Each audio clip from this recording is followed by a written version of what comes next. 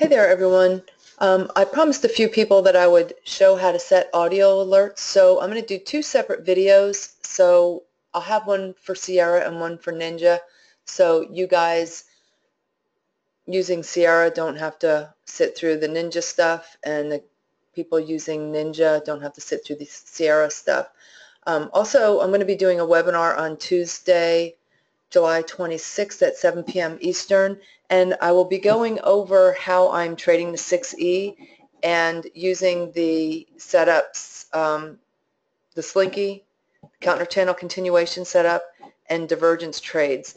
And 6E, mainly I've been spending the time pre-market, so if you want more information on that, go to www.easy-e-mini-trade and then just choose the webinar tab at the top, and all the information is there. Now, the information I go over will be based on pre-market, but you can use it on any instrument and any time of day. So you can make use of it any way that you see fit to trade anything that you love to trade. Okay, so first off, if you want to do your own sound files, your wave files, what I use is Audacity. And it's a free download, and I like it. You can use the Windows accessory if you like. And then under Windows accessory, you'll have a recording option. So if you go there, let's see where it's at. I don't use it, but just scroll down until you get to Windows accessories, which would be right here, and click on it, and you'll see this sound recorder. So you can use that if you like. Like I said, I like Audacity, and it's really simple. You just click on this. So I'm just going to make one that says test. So I'm going to click on this to record. I'm going to say test, and then I stop when I'm finished, and now I'm just going to listen to it. And oops, let me turn on my volume so I can hear it. So here we go. Test.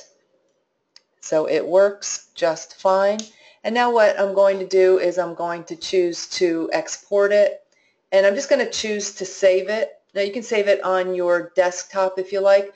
I am saving it within Sierra Charts alert sounds, and I'll show you where you start out finding that. So you go to C, and then you'll scroll down until you see Sierra Charts. Now I'm using Transact. You might not have Sierra Transact MA there, but that's what mine is. So I'm going to double click on that to open it, and then you'll see your alert sounds.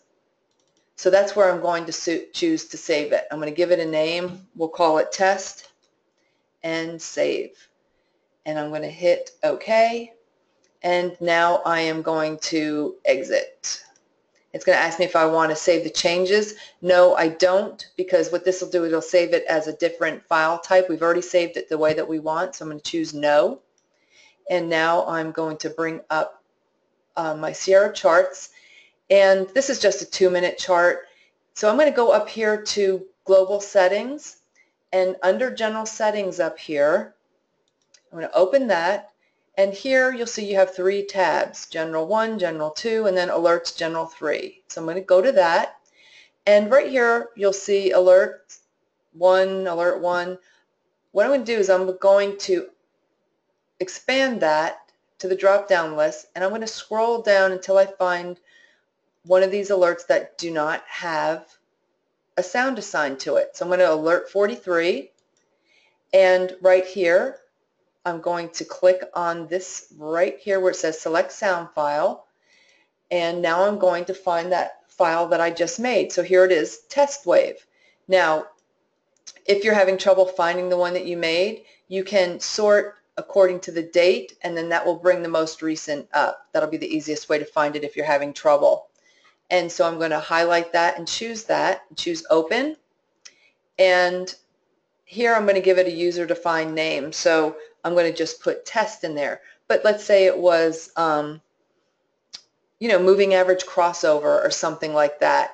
You can give it a name like that. You want to make sure the alerts that you make that are going to play when it fires off are not very long. So you want to keep the alert sound on the shorter side. And I don't do anything with email pop-up or anything right here. So, I don't have to worry about that, for the type of trading that I do. If you're somebody who swing trades and needs that, then fine. So I'm going to just hit apply and OK. So what I'll do is I will apply this alert. I'm just going to make this bigger so you can see. I will apply this alert to the super trend stop, and I'm just going to make the super trend stop just a little bit bigger so you can see it here. I'm going to make him fat. I'm going to hit apply. There we go. So I just made them fat, right? So when you open up your settings for whatever indicator you want to apply it to. So obviously I just closed the window because I want to show you from scratch. So I can right click and choose studies and find the alert that I want to put the alert on. So super trend stop, and I want to hit settings, and then you'll see we've got 3 tabs here: settings and inputs, subgraphs, and alerts. So here on the alerts, Sierra, sometimes the alerts can be a little bit difficult to come up with the formula. So this is the formula for the super trend stop that will give me an alert when price closes below it. Well, actually crossing below it or crossing above it. So what I'm going to do is I'm going to hit enabled, and I'm going to choose alert once per bar. And I don't want it evaluated on the bar close because I want a heads up as to when to look at it. So as soon as price starts to hit it, I'll like my alert to be firing off, so this way I can just catch it before it actually closes below. Now I don't take this setup off a 2-minute chart, but it's the one that I opened, so that's why I'm using it. And now I'm going to find that alert that we just made that was test. So here it is right here, test. And you could hit apply and OK or just OK. Either way, it's going to work just fine. So now I will hit OK again. So now when this fires off, let's say when it comes up and tags the super trend stop on the top side, the alert will fire off and say test. Obviously, that's not what I would use for my entry, but for the sake of this video, that's what we've got. Now, if you want to put an alert on a line, so I'm going to just draw a line here. So I drew my line, and I'm going to right-click on it and choose alert. And I'm going to choose enable alert for chart drawing. And I'm going to use crossing using the low. I can use the low, the high, etc. So if price is above it and you're waiting for this to cross from price being above this line, then I would use the low. So it'll fire off when the low of whatever bar is forming crosses this line here. You can choose high, you can see your options here. Now you can choose crossing above, crossing below. I just want to know crossing, period. So I'm going to choose alert once per bar and blink once per bar. You don't have to have it to blink, and you don't have to have it set to alert once per bar. You can just have it trigger once only, period. Regardless, so now I'm going to go to my alert sound, and I'm going to slide down here again. I'm going to use that same sound. I'll use test and hit OK. And there you go. And then make sure any changes that you make sure that you save all, save all, whatever you like to do. I have save all up here on my toolbar, so all I have to do is just click on it. So now everything that I just did is saved. If you don't already have your indicator on your chart, then you would go to Analysis, Studies, and find the indicator that you wanted to put on your chart. So let's just use that super trend stop again. So let's say that I didn't already have it on there. I would find the super trend stop,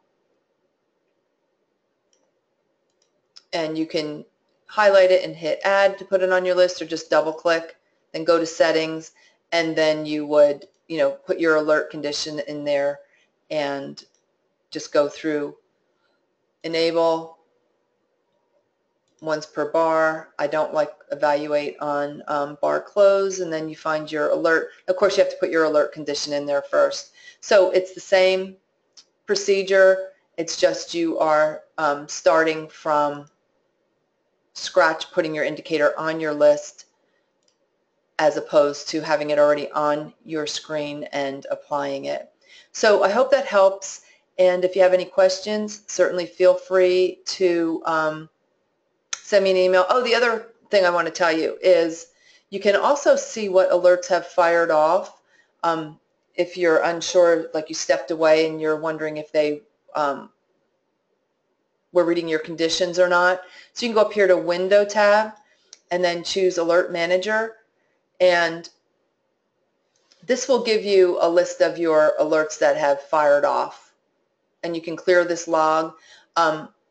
Let's say that it did have an alert that fired off here, then what would happen is it would show up here, and let's say that you have alerts on many charts and you're unsure which one fired off. You can highlight, now obviously there's nothing on here, but if there was, I could click on the line that's got the alert on it and then just click Go to Chart, and it'll automatically bring me to the chart that had the alert condition fire off, or I can click Go to Chart and close, which would close the alert box here. Okay, so I hope that helps you guys, and I will talk to you soon. Again, if you're interested in the webinar, check it out on my site by going to the webinar tab at the top of the page. Take care, you guys, and have a great weekend.